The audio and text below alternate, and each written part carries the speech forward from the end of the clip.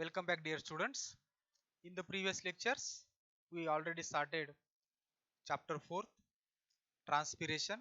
So, in this chapter, we studied the definition of transpiration, types of transpiration, cuticular, lenticular, and stomatal transpiration, structure of stomata, mechanism of opening and closing of stomata, Stewart's hypothesis, active K plus transport mechanism. Now, in this lecture, we are going to start factors affecting the rate of transpiration. And the next one point is the significance of transpiration. So, these 2 points we are going to cover in this lecture. First one is the factors affecting rate of transpiration and significance of transpiration. So, the factors which affect on the rate of transpiration. Transpiration is the loss of water in the form of vapors from the aerial part of the plant that we call it as transpiration. So transpiration is influenced by various factors, and these factors may be grouped into the two categories: external factors and internal factors. So external factors are those factors which are called as environmental factors, in which the plants has to be live and grow. So these factors we consider as external factors or environmental factors. So first one category, external factors or environmental factors. The first one factor is temperature. The water evaporates more at high temperature. So this is a natural thing.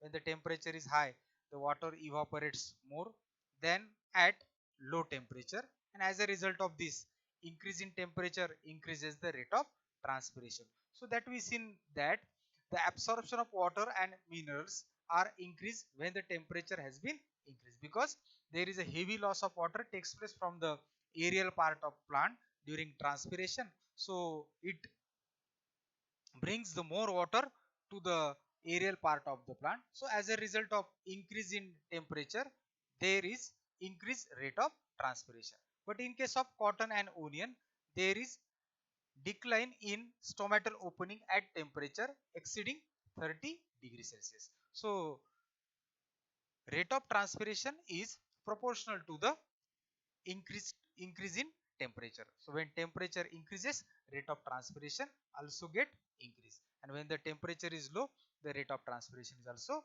low. Next one factor is the light. So light affect the rate of transpiration in two ways.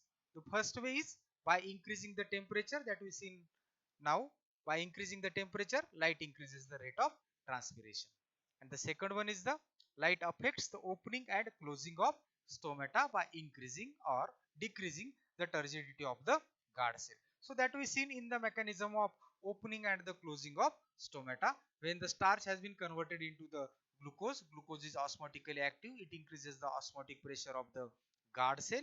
As a result of this, guard cell draws water from the surrounding epidermal cells or subsidiary cells, due to which guard cell become turgid.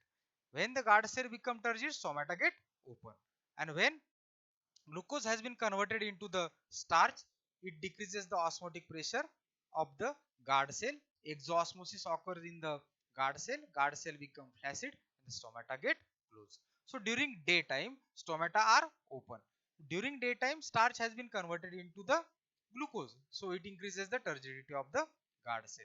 And during night time, when there is no light, the stomata are closed because of the flaccidity of the guard cell. So light affect the rate of transpiration in two ways. First way, by increasing the temperature, light increases the rate of transpiration. And in another way, light affects the opening and the closing of stomata by increasing or decreasing the turgidity of the guard cell. Furthermore, stomata are normally open during daylight and closed during the night. However, in CAM plants, CAM crassulacean acid metabolism plants, the stomata are closed during daytime. Some examples of the CAM plant, for example, aloe vera. In case of aloe vera, the stomata are closed during daytime and remain open at night time. So the aloe vera exhibit the xerophytic characteristics. So to save water, to reduce the rate of transpiration, the in this plant the stomata are closed during daytime and remain open at night. Even bright moonlight induces the opening of stomata in some plants. In many plants, the stomata are closed at midnight if the plants are wilted. The stomata of each cereals The stomata of cereals open only for 1 to 2 hours during the daytime. Even the quality of light also affects the opening and the closing of stomata. The stomata are closed in far red and ultraviolet light, and the maximum opening of the stomata occurs in the presence of red and blue light. So light affect on the rate of transpiration by increasing or decreasing the turgidity of the guard cell. The quality of light also affect on the opening and closing of stomata. In far red and ultraviolet light, the stomata are closed, and the maximum opening of the stomata occurs in the presence of red and blue light. So this is about the light which affect on the rate of transpiration. Next one factor is the atmospheric humidity. When the atmosphere is humid, means the atmosphere contain moisture, the transpiration is naturally less. So in rainy season, the humidity is more. So under such condition, the transpiration is naturally less. And if the air is dry, means humidity is less, the rate of transpiration is more. So the rate of transpiration is inversely proportional to the humidity in the atmosphere. When the humidity increases, rate of transpiration decreases. So this is inversely proportional relationship between the atmospheric humidity and the rate of transpiration. And when the humidity decreases, means if the air is dry, under such condition rate of transpiration is more. So this is inversely proportional relationship of the atmospheric humidity and rate of transpiration. So we say that rate of transpiration is inversely proportional to the humidity in the atmosphere. Next one point is the atmospheric pressure. If atmospheric pressure is higher, the rate of transpiration will be low because of the increase in the density of air. So if the atmospheric pressure is lower, the rate of transpiration is higher. So again here we made the similar type of relationship. Thus the rate of transpiration is inversely proportional to the atmospheric pressure. If the atmospheric pressure increases, rate of transpiration will be decreased, and if it is low, the rate of transpiration is high. So this is inversely proportional relationship between the atmospheric pressure and rate of transpiration.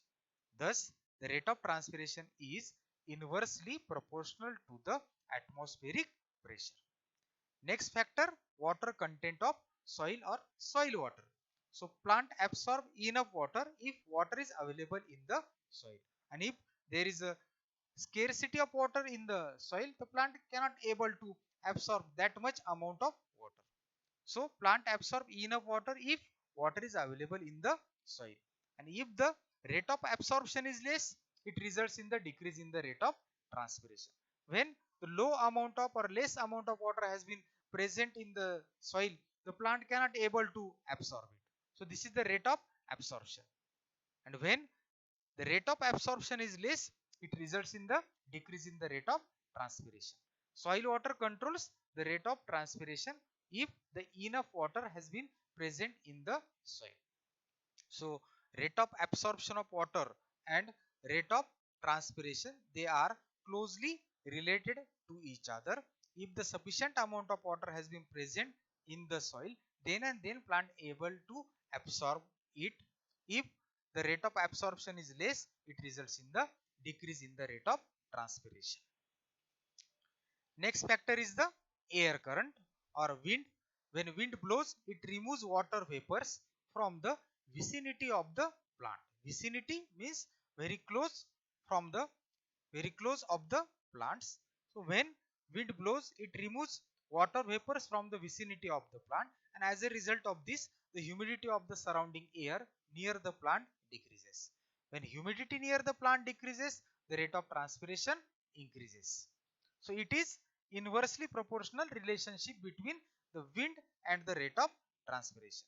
But at very high wind velocity, or when the wind blows at very fast speed, the stomata are blows. So under such condition, the transpiration is stop or negligible.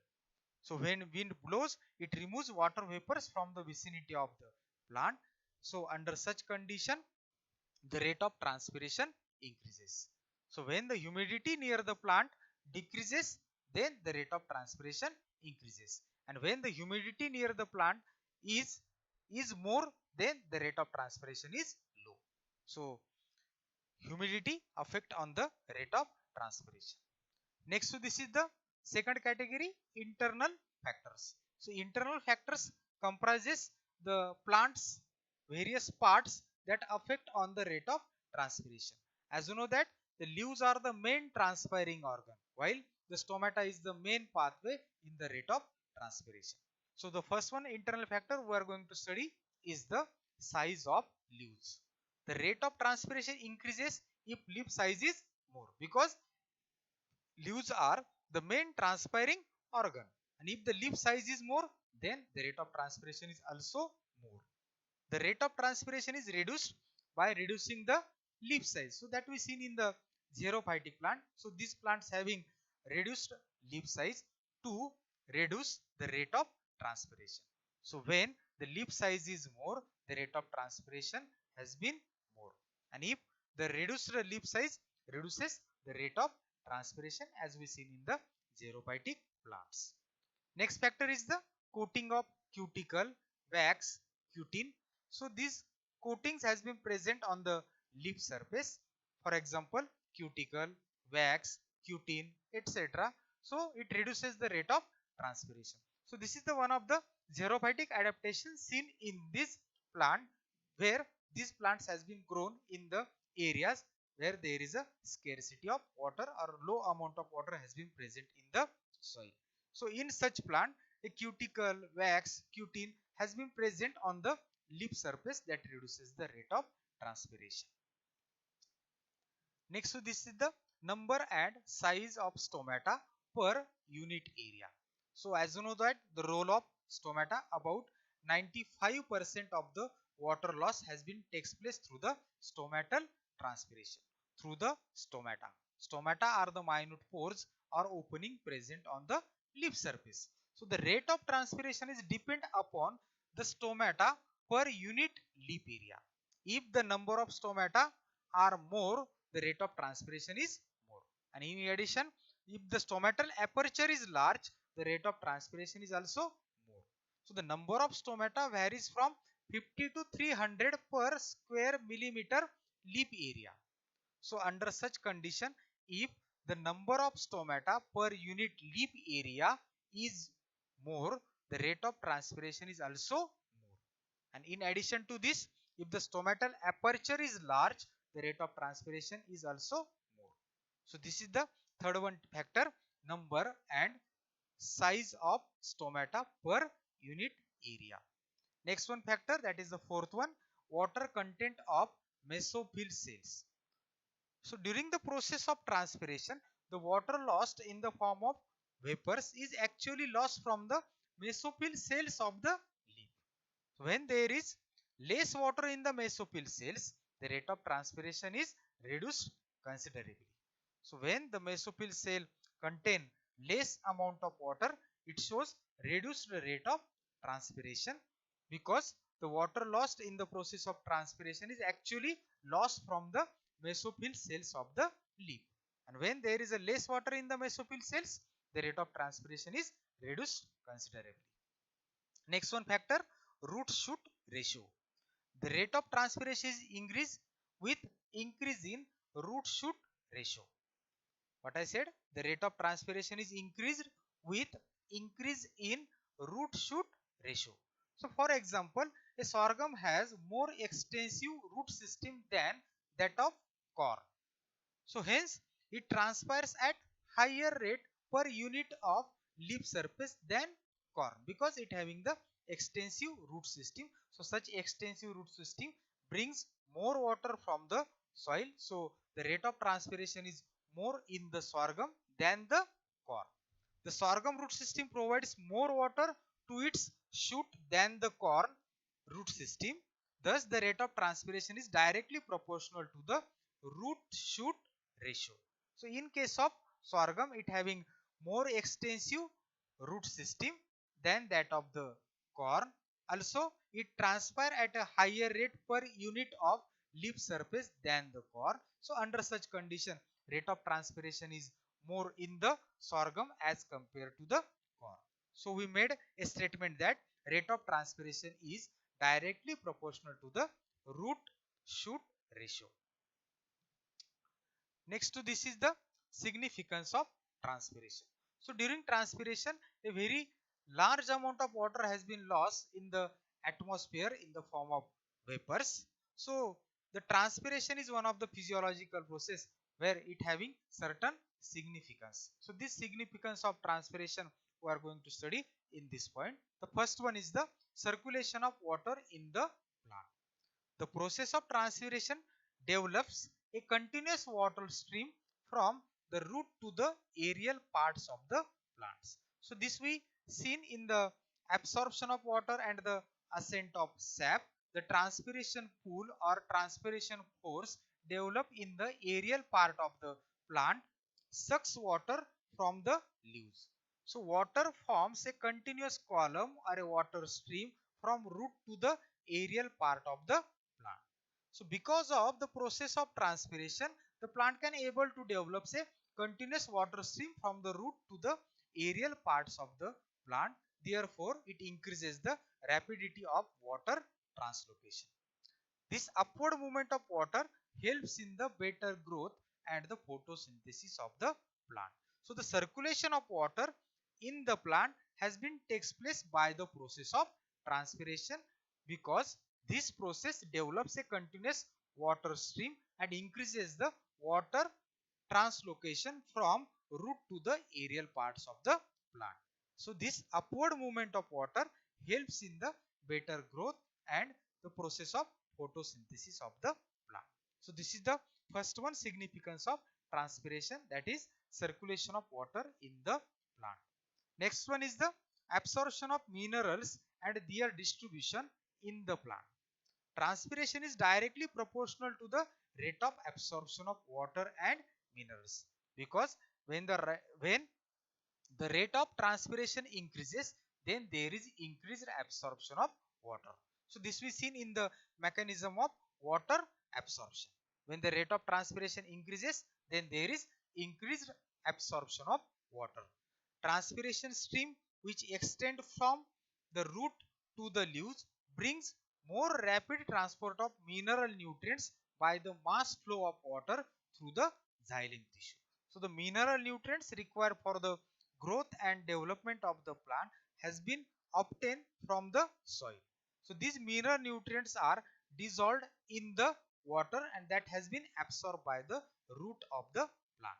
So this absorption of water along with the dissolved mineral nutrients has been brought about by the transpiration stream which extend from the root to the leaves. So this transpiration stream brings more rapid transport of mineral nutrients by the mass flow of water through the xylem tissue, because xylem is the main path for the ascent of sap for the translocation of the water and dissolved mineral nutrients, or one can say xylem tissue is a water conducting tissue, so it brings more rapid transport of mineral nutrients by the mass flow of the water. So transpiration may also indirectly facilitate the ascent of sap. So the absorption of minerals along with the water and their distribution in the plant has been carried out by the process of transpiration. So this is the another one significance of transpiration. Next is the regulating the temperature of the plant. Temperature, we know it is one of the important factor that affect on the growth and the development of the plant. When the rate of when there is an increase in the atmospheric temperature, it increases the rate of transpiration. So transpiration plays a very important role in keeping the plants cool. The leaf is able to absorb about 65% of the light that falls on it. 10% of this light being reflected from the surface of the leaf, and about 25% of the light enters into the mesopencil. The light energy is converted to the heat energy, and in a few minutes the temperature of the leaf increases, which may be dangerous to the protoplasm. So all these things are happened for the process of photosynthesis. As you know that we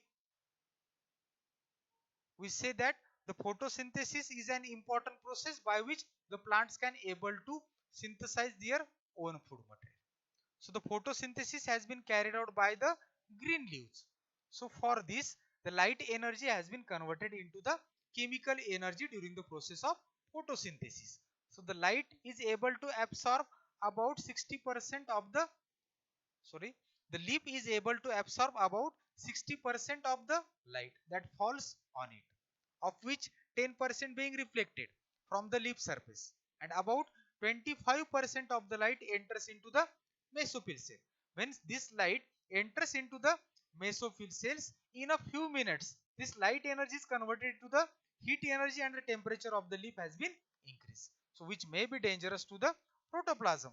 So under such condition, transpiration is useful to plants as it regulates the temperature of the plant and prevent it from overheating. The cooling effect of transpiration keeps the plant from being overheated. So transpiration regulate the temperature of the plant for the process of photosynthesis. Next to this is the increase in the concentration of solutes and osmotic pressure. High rate of transpiration causes increase in the concentration of solutes and of osmotic pressure of plant cells. They increase sugar content, which improve the quality of fruits. Such fruits have higher dry matter content. So high rate of transpiration causes increase in the concentration of solutes and of osmotic pressure of the cell. They increase the sugar content of the fruits, so it improve the quality of fruits. So this is the increase in the concentration of solutes and osmotic pressure. And the last one is the transpiration as a necessary evil. The meaning of the evil, it is the bad man, or one can say it is the ghost. So water is of vital importance to the plant life, and yet a large amount of water is lost in the process of transpiration. We know that about 98% of the water has been lost in the process of transpiration. So under conditions of deficient water supply, loss of water by transpiration becomes a very serious problem. Transpiration has been described as a necessary evil. The leaf structure with thin-walled mesophyll cells and intercellular space help to retain water, and stomata are developed for fixation of CO2 and exchange of gases through the external atmosphere. Though a deficient water supply has been present, but a loss of water is necessary during the process of transpiration to keep the plant cool for the translocation of the water and minerals. So for this, transpiration has been considered as a necessary evil, because water has a vital importance to the plant life, and in the process of transpiration a large amount of water has been lost. But for the process of photosynthesis, to fix the CO2 for the exchange of gases, it requires stomata. So transpiration takes place through the stomata. So the leaf structure with thin-walled mesophyll cells and intercellular spaces help to retain water. So transpiration has been considered as a necessary evil. So these are the significance of transpiration. One by one, the first one is the circulation of water in the plant. So circulation of water has been carried out by a continuous water stream that has been developed by the process of transpiration. So it increases the rapidity of water translocation. Second one is the absorption of minerals and their distribution in the plant. So mineral nutrients required for the growth and development of the plant has been brought about by the root to the leaves of the plant along with the mass flow of water through the xylem tissue. So transpiration is directly proportional to the rate of absorption of water and minerals, regulating the temperature of the plant. So during the process of photosynthesis, the light energy has been converted into the chemical energy. So plant requires sunlight for the process of photosynthesis, and about 25% of the light has been entered into the mesophyll cells. In the mesophyll cells, the light energy is converted to the heat energy, and in a few minutes the temperature of the leaf has been increased, and that was dangerous to the protoplasm. So transpiration is very useful to plant as it regulates the temperature of the plant and prevents its overheating. So the cooling effect of transpiration keeps the plant from being overheated.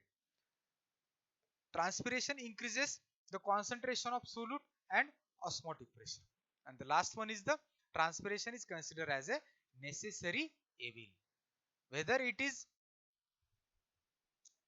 very difficult for the plant to grow under water deficient condition, but the transpiration is important for the various processes takes place in the plant. Water is of vital importance to the plant life, but a large amount of water has been lost in the process of transpiration. So transpiration is considered as a necessary evil, but transpiration is required for the normal growth and development of the plant. Yet a large amount of water has been lost in the process of transpiration. But if you see the other significance of the transpiration, that is the regulating temperature of the plant, increasing the concentration of solute and osmotic pressure, circulation of water in the plant, absorption of minerals and their distribution in the plant. So for which the transpiration has been considered as a necessary evil. Whether it is bad for the plant life, but it having a vital importance in the various physiological processes of the plant. A very large amount of water has been lost in the process of transpiration, but under such conditions also the transpiration was found to be significant to the plant for the circulation of water, for the absorption of waters and mineral, to maintain the temperature of the plant. So transpiration has been described as a necessary evils. So this is about the factors affecting the rate of transpiration and significance of transpiration. Thank you. Stay home, stay safe.